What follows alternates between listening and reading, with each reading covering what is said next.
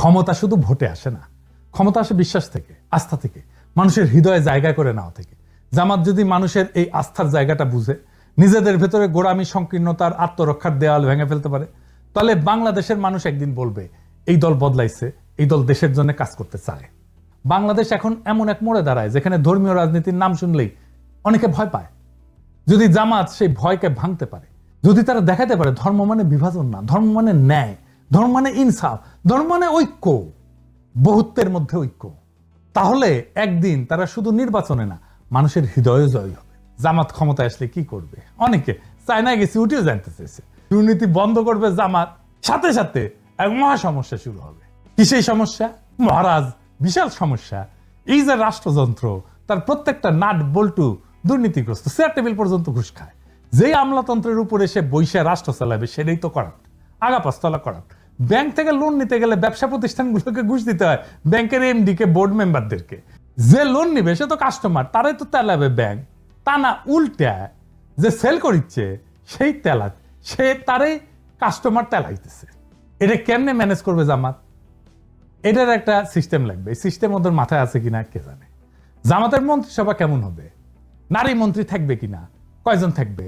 জামাতের সুরাতেও তো নারী সদস্য নয়। জামাতের কিন্তু একটা আলাদা নারী সংগঠন আছে যার নাম হচ্ছে বাংলাদেশ মহিলা জামাত ইসলাম। তো এটা 1970-এর দিকে এটা গঠিত হয়েছে। তো মহিলা জামাত দলীয়ভাবে আলাদা সংগঠন, কিন্তু কেন্দ্রীয়ভাবে জামাতের নেতৃত্বাধীন। তার মানে তাদের নিজস্ব আমিরা বা সভাপতি থাকেন, কিন্তু দলীয় নীতিগত সিদ্ধান্তের চূড়ান্ত কর্তৃত্ব পুরুষ নেতৃত্বের হাতে। তার মানে সিদ্ধান্ত গ্রহণের নারীদের সরাসরি অংশগ্রহণ নাই জামাতের। এটার একটা ফয়সালা দিতে হবে জামাতকে। কেমনে? এটা পরে আমি কিঞ্চিত একটা হিন্টস দেব। এর পরের ইস্যুটা জামাতের ঐতিহাসিক রাজনৈতিক ভুল নিয়ে।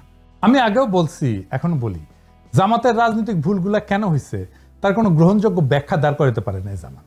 সেই পাকিস্তান সৃষ্টির আন্দোলনে জিন্নার বিরোধিতা, জমিদারি উচ্ছেদের বিরোধিতা করা, 1971-এ স্বাধীন বাংলাদেশের অভ্যুদয়ের বিরোধিতা করা, এটা কোনো গ্রহণযোগ্য ব্যাখ্যা দাঁড় করাতে পারে নাই জামাত। হাসিনার মতো বললে হবে না যে অতীতের ভুল ত্রুটি ক্ষমা সুন্দর দৃষ্টিতে দেখিয়া আওয়ামী লীগকে একবার দেশ সেবার সুযোগ দিন, এটা কইলে হবে না। ফিলোসফিক্যালি আর একটা সমস্যা আছে জামাতে। সেটা কি? ফিলোসফিক্যালি জামাতের রাজনৈতিক দর্শন দাঁড়ায় আছে মাওলানা মওদুদির উপরে।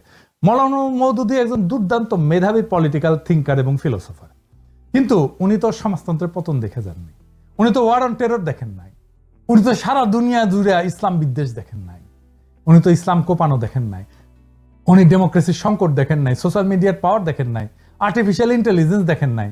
তাই ওনার চিন্তার একটা রিভিউ দরকার আছে, নতুন দিনের মতো করে সাজানোর দরকার আছে।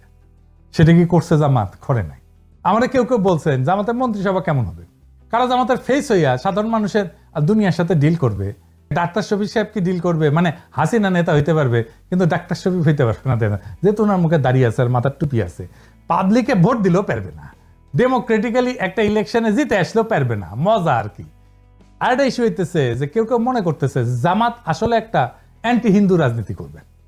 এই ইস্যুটারে জামাত বুদ্ধিমত্তার সাথে মোকাবেলা করতে পারে না, এখনো পারতেছে না। সে হিন্দু সম্প্রদায়ের সাথে এনগেজ কিভাবে হইতে হবে সেটা ধরতে পারে না। একবার জামাতের হিন্দু শাখা করে এইভাবে, আর একবার গোবিন্দ প্রামাণিকের হাত ধরে।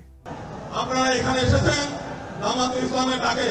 জামাতুল ইসলাম শুধুমাত্র একটা রাজনৈতিক দল নয়, এটা একটা ইউনিভার্সাল ইউনিভার্সিটি। আপনারা এখানে আসেন, শিক্ষা লাভ করেন, নীতি শিক্ষা নেন, আদর্শ শিক্ষা নেন, এবং কিভাবে ধর্ম অনুযায়ী দেশ নিজের জীবন পরিচালনা করা যায় এবং দেশ পরিচালনা করা যায়, আপনারা সেই শিক্ষা লাভ করেন। তো জামাত না মাঝে মাঝে গোবিন্দ প্রামাণিকের হাত ধরে ওই গাওয়া শুরু করে, আমার হাত ধরে তুমি নিয়ে চলো সখা, আমি তো পথ চিনি না, কইয়া মারের দৌড়। যে অখণ্ড ভারতের সৈনিক RSS এর পান্ডা গোবিন্দ প্রামাণিকের হাত ধরে। এটা ইসলামী দলের হিন্দু শাখা হইতে পারে না, ফুল স্টপ। কাঁঠালের আম সত্য হয় না রে ভাই। এই সিম্পল জিনিসটা জামাত না বুঝলে কেমনে হবে? তাহলে কি করবে? সে কিভাবে এনগেজ হবে হিন্দু সম্প্রদায়ের সাথে? আমি বলবো কোনো কিছু করার আগে একটা ইন্ডিপেন্ডেন্ট রিসার্চ অর্গানাইজেশন দিয়া হিন্দু বৌদ্ধ সম্প্রদায়ের মধ্যে, মানে মাইনরিটিদের মধ্যে জামাতের প্রতি নেট ট্রাস্ট স্কোর মাপা। এটাই হবে জামাতের হিন্দু সম্প্রদায়ের মধ্যে গ্রহণযোগ্যতার মাপকাঠি। এখন এই নেট ট্রাস্ট স্কোর এই জিনিসটা কি আসেন এটা বুঝে দেখি। এটা একটা সহজ মাপ, মানে মানুষ জামাত ইসলামীকে কতটা বিশ্বাস করে আর কতটা অবিশ্বাস করে, তার পার্থক্য কিভাবে মাপা যায়। ধরা যাক 100 জন হিন্দু বা মাইনরিটি নাগরিককে জিজ্ঞেস করা হইলো, আপনি কি মনে করেন যে জামাত এখন সংখ্যালঘুদের নিরাপত্তা এবং মর্যাদা রক্ষা করতে চায়? তাদের উত্তরে যদি 50 জন বলে হ্যাঁ বিশ্বাস করি, 30 জন বলে না অবিশ্বাস করি, 20 জন যদি নিরপেক্ষ থাকে, তাইলে হিসাবটা হচ্ছে নেট ট্রাস্ট স্কোর হবে 50 - 30 = 20। অর্থাৎ নেট ট্রাস্ট স্কোর হচ্ছে +20। মানে মানুষ এখন মোটামুটি বিশ্বাস করতে শুরু করছে। যদি উল্টাটা হয়, মানে 30% বিশ্বাস করে আর 50% যদি অবিশ্বাস করে, তাহলে স্কোর হবে কত? 30 - 50 মানে -20। মানে মানুষের এখনো সন্দেহ আছে। এইটার গুরুত্ব হইতেছে স্কোর দিয়ে বোঝা যায় যে হিন্দু সম্প্রদায়ের মধ্যে জামাতের প্রতি আস্থা বাড়তেছে না কমতেছে, কোন জেলায় কাজ ভালো হইতেছে, কোন ধরনের কাজ করলে মানুষ সত্যিকারের বিশ্বাস পাইতে শুরু করবে। সহজ ভাষায় বললে নেট ট্রাস্ট স্কোর হইতেছে জামাতের প্রতি মানুষের মনোভাবের তাপমাত্রা। গরম মানে আস্থা, ঠান্ডা মানে অবিশ্বাস। সোজা চালায় বুঝে গেলেন, তাই না? এইটা জামাত প্রত্যেক 6 মাস পরপর মাপবে আর ফলাফল প্রকাশ করবে। এইটা কিন্তু আন্তর্জাতিক মহলেও তার বিশ্বাসযোগ্যতা বাড়াবে, গ্রহণযোগ্যতা বাড়াবে। এখন কাজ কি নিবে? গোবিন্দ প্রাণামাইককে তো দেখতে পারবে না, তাই না? কি কি সলিড কাজ নিবে আসেন সেটা একটু বুঝে দেখি। প্রথমে জামাতকে একটা মাইনরিটি চার্টার ঘোষণা করতে। এই মাইনরিটি চার্টার মানে হইতেছে এক ধরনের প্রতিশ্রুতি বা শপথনামা, যেখানে জামাত ইসলাম প্রকাশ্যে বলে দেবে তারা এখানে ধর্ম দেখে না, ন্যায় মানবিকতা দেখে রাজনীতি করবে। এই চার্টারে বলা থাকবে দেশের হিন্দু, বৌদ্ধ, খ্রিস্টান সহ সব নাগরিকদের নিরাপত্তা, সম্মান আর সমান সুযোগ নিশ্চিত করা জামাত নৈতিক দায়িত্ব বলে মনে করে। প্রথমে বলা হবে যে সবাই নিজের ধর্ম পালন করতে পারবে কোনো ভয় বা বাধা ছাড়াই। কেউ কাউকে ধর্মান্তরিত করার চেষ্টা করবে না। মন্দির, গির্জা বা অন্য উপাসনালয়ে নিরাপত্তা নিশ্চিত করতে জামাত নিজের লোকজন দিয়ে প্রয়োজনে সহায়তা করবে। কোথাও সহিংসতা বা দখলবাজি হলে দলের পক্ষ থেকে প্রকাশ্যে নিন্দা জানানো হবে এবং অপরাধী জামাতেরই হোক বা অন্য কেউ হোক তার বিরুদ্ধে ব্যবস্থা নেওয়া হবে। চার্টারে এটাও বলা থাকবে যে চাকরি, শিক্ষা, সরকারি সুযোগ এটাতে কারো ধর্ম কোনো বাধা হবে না। জামাত পরিচালিত কোনো স্কুল, কলেজ, শিক্ষা প্রতিষ্ঠান বা প্রতিষ্ঠানে হিন্দু বা অন্য ধর্মের মানুষ সমান সুযোগ পাবে। ভূমি বা সম্পত্তি দখল বা জবরদখল হলে ন্যায় বিচারের জন্য আইনি সহায়তা দেওয়া হবে। নারী এবং তরুণদের অংশগ্রহণে গুরুত্ব দেওয়া হবে। হিন্দু মেয়েরা চাইলে জামাতের সামাজিক শিক্ষা কার্যক্রমে যুক্ত হতে পারবে। সবশেষে একটা স্পষ্ট প্রতিশ্রুতি থাকবে, জামাত শুধু ইসলাম রক্ষা না, জামাত ন্যায় রক্ষার রাজনীতি করে। সংখ্যালঘু নাগরিকদের মর্যাদা রক্ষা করাটা ইসলামের আসল শিক্ষা, এই কথাটা তারা প্রকাশ্যে বলবে। এই চার্টার গুরুত্বপূর্ণ কারণ এটা দেখাবে যে জামাত বদলাইছে। এটা হিন্দু সম্প্রদায়ের মধ্যে আস্থা ফিরে আনবে এবং আন্তর্জাতিক মহলে ইতিবাচক ভাবমূর্তি তৈরি করবে। আর বাংলাদেশে ন্যায়ের রাজনীতির একটা নতুন ভাষা দিবে। সংক্ষেপে মাইনরিটি রাইটস চার্টার হইতেছে জামাতের বিশ্বাস ফেরানোর অঙ্গীকারপত্র, যেখানে তারা বলে সব নাগরিকই আমাদের, কেউ সংখ্যালঘু না। এইরকম একটা চার্টার নারীদের জন্য করা যায়। আর হ্যাঁ, এলিটদের জন্য, মদ খাওয়ার জন্য কি করবে এটা জামাত নিজেরা বুঝে দেখুক, যেন সমস্ত সমাজে নেট ট্রাস্ট বাড়তে থাকে জামাতের প্রতি। এখন জামাত আসলে হিন্দু সম্প্রদায়ের সাথে কিভাবে এনগেজ হবে? যদি জামাত ইসলাম সত্যি হিন্দু কমিউনিটির সাথে অর্থভাবে এবং রাজনৈতিকভাবে ফলপ্রসূ এনগেজমেন্ট করতে চায়, তবে পুরানো সহাবস্থান বা ধর্মীয় সহনশীলতার কথা বললে কাজ হবে না। এখন দরকার হবে ইনোভেটিভ, ইন্টেলেকচুয়াল, সাবভার্সিভ এবং ন্যারেটিভ চেঞ্জিং আইডিয়া, যা সাইমালটেনিয়াসলি হিন্দু কমিউনিটির আস্থা অর্জন করবে, নাম্বার 1। নাম্বার 2, জামাতের আদর্শের মধ্যে থিওলজিক্যাল কনসিস্টেন্সি রাখবে। 3 নাম্বার হইতেছে রাজনৈতিকভাবে আন্তর্জাতিক গ্রহণযোগ্যতা তৈরি করবে। আমি কয়েকটা ইনোভেটিভ আইডিয়া দিতেছি, এগুলোই সব না বা এগুলোই যে চূড়ান্ত তাও না, এগুলো চিন্তা করা যাইতে পারে, আমি আইডিয়া হিসেবে দিতেছি। এগুলো আমার মতে বাস্তবে প্রয়োগযোগ্য এবং কৌশলগতভাবে গেম চেঞ্জার হইতে পারে, আর হিন্দু সম্প্রদায়ের সাথে পলিটিক্যালি জামাত যুক্ত হইতে পারবে। নাম্বার 1, কমন গুড পলিটিক্স বা ইসলামিক ভাষায় নাগরিক সংহতি। জামাত একটা শরিকুল খায়র বা শেয়ার্ড গুডনেস অ্যালায়েন্স করতে পারে। এই নামে নতুন একটা ফোরাম তৈরি করতে পারে, যেখানে হিন্দু সম্প্রদায়ের লোকজন, শিক্ষক, চ্যারিটির লোকজন, দাতব্য সম্প্রদায়ের লোকজন, মাদ্রাসা শিক্ষক, স্থানীয় মুসলিম নেতারা যৌথভাবে কাজ করবে। কিসের জন্য কাজ করবে? সামাজিক ইস্যুতে কাজ করবে। যেমন ধরেন নিরাপদ পানি, স্যানিটেশন, শিক্ষা, পরিবেশ, দারিদ্র দূরীকরণ, স্বাস্থ্য, এই সমস্ত বিষয় নিয়ে কাজ করবে। তার ফলে নৈতিক কাজকে কেন্দ্র করে একটা রাজনৈতিক একতা তৈরি হবে। আর একটা ইন্টারেস্টিং কাজ করা যায়, যেমন ধরেন ফেইথস অফ বেঙ্গল, এই নামে ফেস্টিভ্যাল করতে পারে, উৎসব, ধর্মীয় ঐতিহ্যের একটা পুনর্দখলের ধারণা।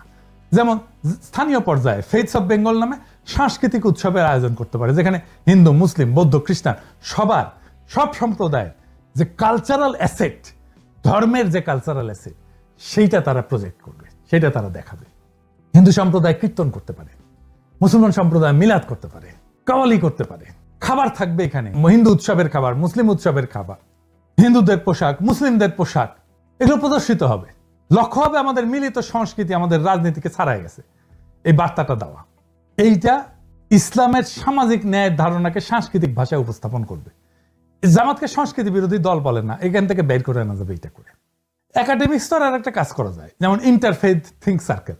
এইটা একাডেমিক স্তরে ন্যারেটিভ শিফটের কাজ করবে। কিন্তু যেমন জামাত একটা নীতিগত থিঙ্ক ট্যাঙ্ক তৈরি করতে পারে, বাংলাদেশ ইন্টারফেথ এথিক্স ফোরাম, যেখানে মুসলিম, ইসলামবিদ, হিন্দু পণ্ডিত এবং সমাজবিজ্ঞানীরা, তরুণ সমাজবিজ্ঞানীরা একসাথে কাজ করবে। যেখানে বিষয় কি কি হবে, যেমন নাগরিক ন্যায়, সামাজিক ন্যায়ের ধারণা, ইনসাফের ধারণা, বহুত্ববাদ, নৈতিক রাজনীতি, এই বিষয়গুলো নিয়ে তারা কাজ করবে, গবেষণা করবে। এইটা জামাতের একটা ইন্টেলেকচুয়াল ডিপ্লোমেসি হিসেবে কাজ করবে। বিশ্ববিদ্যালয়, মাদ্রাসা এবং আশ্রমের মধ্যে আলোচনা চালাবে। এর ফলে জামাতের বিরুদ্ধে থাকা ধর্মান্ধতা, অসহিষ্ণুতার এই যে বুদ্ধিবৃত্তিক চিত্র, এটা একেবারে ভেঙে যাবে। আরেকটা অ্যাডিশনাল কৌশল করতে পারে, যেমন ধরেন ডিজিটাল ব্রিজ ফর মাইনরিটিস। যেমন জামাত একটা নিজস্ব ডিজিটাল প্ল্যাটফর্ম তৈরি করতে পারে, যেখানে সংখ্যালঘু নাগরিকরা তার অভিযোগ, ভয়, প্রস্তাব, শঙ্কা এগুলো জমা দিতে পারবে গোপনীয়ভাবে। প্রত্যেক 6 মাসে জামাতের নেতৃত্ব এটা প্রকাশ করবে মাইনরিটি রাইটস প্রোগ্রেস রিপোর্ট, এখান থেকে তথ্য নিয়ে। এইটা হবে বাংলাদেশের প্রথম ইসলামপন্থী দলীয় অ্যাকাউন্টেবিলিটি মেকানিজম টুয়ার্ডস মাইনরিটি। ক্ষমতা শুধু ভোটে আসে না, ক্ষমতা আসে বিশ্বাস থেকে, আস্থা থেকে, মানুষের হৃদয়ে জায়গা করে নেওয়া থেকে। জামাত যদি মানুষের এই আস্থার জায়গাটা বুঝে নিজেদের ভেতরে গোড়ামি, সংকীর্ণতার, আত্মরক্ষার দেওয়াল ভেঙে ফেলতে পারে, তাহলে বাংলাদেশের মানুষ একদিন বলবে এই দল বদলাইছে, এই দল দেশের জন্য কাজ করতে চায়।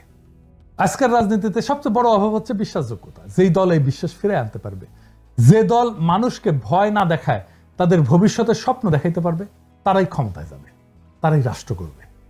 জামাতের সামনে সেই সুযোগ এখন সত্যিই তৈরি হয়েছে। কিন্তু দরজা খোলা মানে ভেতরে ঢোকা না। কিন্তু এই দরজায় ঢুকতে হইলে নিজেদের পুনর্গঠন করতে হবে, মানে নীতিতে, সংগঠনে, আচরণে। বাংলাদেশ এখন এমন এক মোড়ে দাঁড়ায় যেখানে ধর্মীয় রাজনীতির নাম শুনলেই অনেকে ভয় পায়।